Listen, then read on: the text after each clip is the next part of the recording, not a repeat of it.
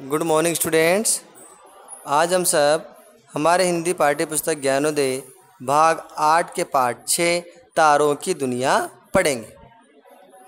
देखिए, किसी ना किसी की दुनिया होती है, कहीं जंगली जीवों की दुनिया होती है, कहीं मनुष्यों की दुनिया होती है, कहीं पेड़ पौधों की दुनिया होती है। उसी प्रकार प्रस्तुत पाठ में तारों की दुनिया, तारों के बारे में हम पढ़ेंगे कि किस और कौन सा तारा है। आज से हज़ारों साल पहले जब घड़ियाँ नहीं होती थी, उस समय दिशा सूचक यंत्र नहीं होते थे, तो इन तारों के माध्यम से ही लोग दिशा का पता लगाते थे। किस तारे से लगाते थे वो तो पाठ को पढ़कर ही जानेंगे। इस पाठ के माध्यम से हमें यह भी बताया गया कि कुछ तारे सूरज से भी बड़े हैं, अर्थात इतने बड़े हैं कि हम उन्हें अपनी आंखों से देख नहीं पा सकते। उन्हें देखने के लिए हमें टेलीस्कोप यंत्र का प्रयोग करना पड़ेगा। तो इन सब की जानकारी कि तारे कौन सी तारे दिशा का ज्ञान होता है, इनकी खोज किसने की, किसने बताया कि पृथ्वी गोल है, कौन कौन से हमारे ज्योतिषविद हुए, भारतीय विद्वान हुए जिन्होंने अपने अपने अलग अलग मत दिए, कौन से ग्रंथ उन्होंने इन ज्योतिषी पर, ब्रह्मांड पर, ग्रहों पर लिखे। इन सभी बातों का अध्ययन प्रस्तुत पाठ को पढ़कर करेंगे। उससे पहले लेखक का परिचय पढ़ते।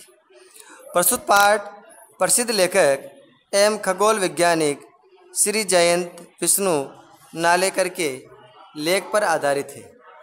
प्रोफेसर जयंत विष्णु नालेकर का जन्म 19 जुलाई 1938 में महाराष्ट्र के कोल्हापुर में हुआ था। इन्होंने देश विदेश के प्रतिष्ठित संस्थानों में अध्ययन किया, अनेक सम्मान पाए।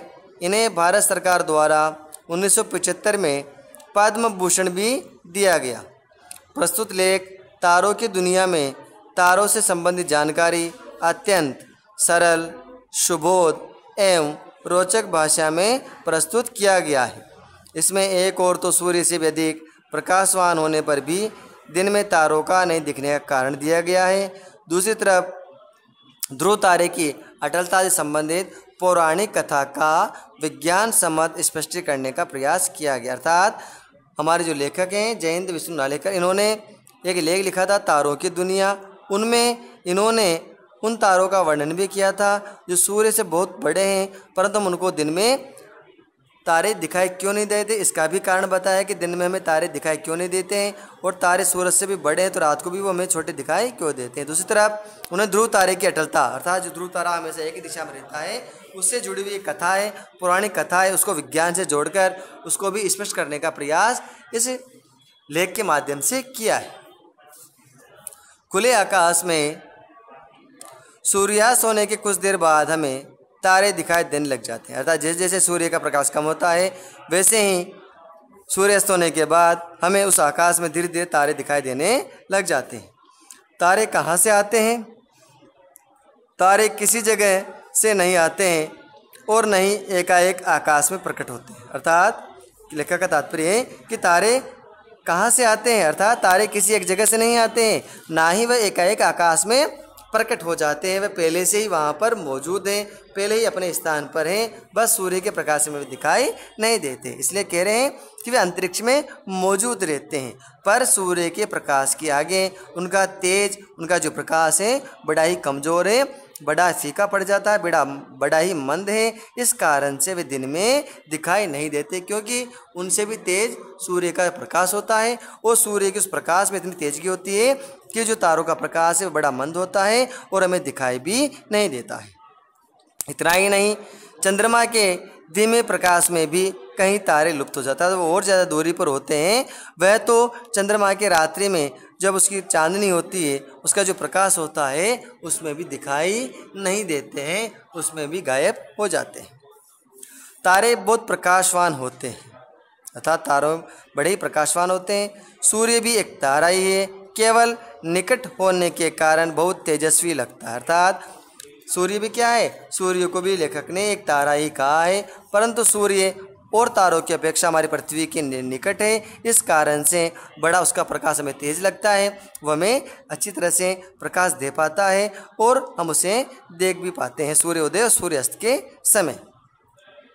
जैसे 100 वोट पावर के बल्ब को 1 फुट की दूरी से देखने पर हमारी आंखें चकाचौंध जाती, अर्थात कुछ क्षण के लिए हमें कुछ दिखाई नहीं देता है, आगे दिखना बंद हो जाता है। ये तो केवल 100 वाट के बल्ब की रोशनी है। परंतु सोचिए आप, जिस सूर्य का तापमान 6000 डिग्री सेंटीग्रेड रहता हो, उस सूर्य की गर्मी कितनी तेज़ रहती है। जब वह पूरे अपने आवेग पर होता है, दोपहर का समय होता है या दिन का समय होता है, वो तेज़ रोशनी देता है, उस समय तो हम उसकी ओर देख भी नहीं सकते, इतना तेजस्वी होता है सूर्य।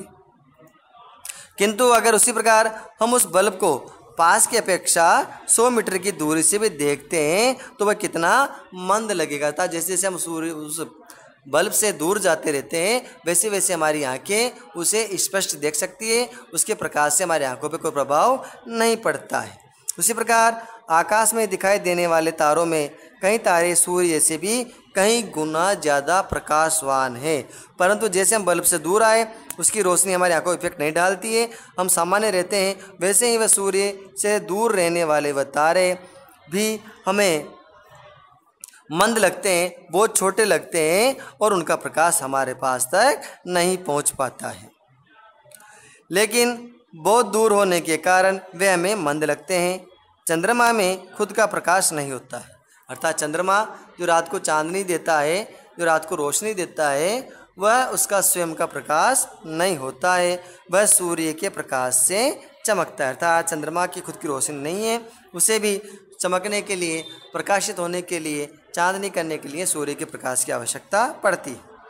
प्राचीन काल से तारों का अध्ययन करने वाले खगोल शास्त्रियों ने, अर्थात जो तारे, ग्रह, अंतरिक्ष के बारे में जानकारी लेते हैं, उन्हें खगोल शास्त्री कहा जाता है। जो जीवों के बारे में बताते हैं उसे जीव वैज्ञानिक कहते हैं, इसलिए इनको कहा गया है खगोल शास्त्री। अध्ययन करने वाले खगोल शास्त्रियों ने कई महत्वपूर्ण बातें देखी है। उन्हें देखा कि अधिकांश तारे सूर्य की पूर्व से उदय होकर पश्चिम दिशा में अस्त होते हैं। अर्थात उन्हें देखा कि सूर्य की तरह पूर्व से उदय होकर पश्चिम दिशा में अस्त होते हैं। जब उन्होंने तारों का अध्ययन किया कि तारे उदय कहाँ से होते हैं, किस दिशा से ये आते हैं, किस दिशा की ओर जाते हैं, तो उन्होंने पाया कि यह सूर्य की तरह ही पूर्व दिशा से उदय होकर पश्चिम दिशा में अस्त हो जाते हैं। अर्थात इन सब का अध्ययन करने वाले इन खगोल शास्त्रियों ने हमें बताया, जब उन्होंने इसका अध्ययन किया तो तारों का उदय और अस्त होने का कारण हमें बताया। हम आज यहाँ तक ही पढ़ेंगे, आगे अगली कक्षा में।